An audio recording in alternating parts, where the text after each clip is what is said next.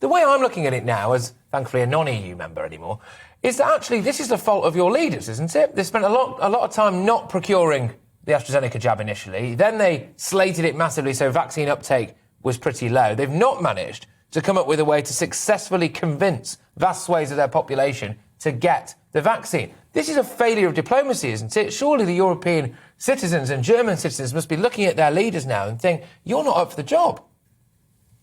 Well, 18 months ago, the situation was very serious in other countries, like in Spain, like in Italy, in France, and in UK as well. When we had maybe the better approach to COVID, we had a lot less people dying here for certain reasons. But now you're right, we are a couple steps behind. Probably because we had an election in September. None of the politicians really wanted to come out strong with their opinion because they were afraid of losing votes.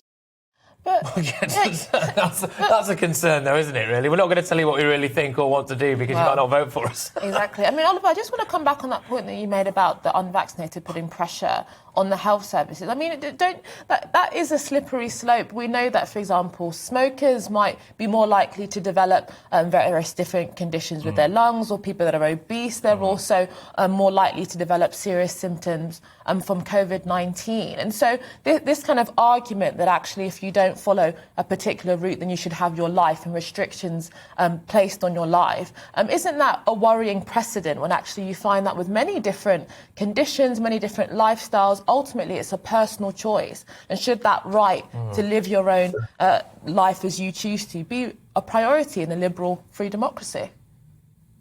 Well, in a way, I trust my leaders, I have to say. We are living in a democracy, in a proven democracy, and if they come up with certain what you call restrictions, or whether it's that you have to get vaccinated. In most, why should I do that? What's their plan behind it? That's basically what I would ask. Why are they doing it? Why are they implementing those rules? Because they probably know better than most of the people. So in a way, you should trust your democracy. That's my point.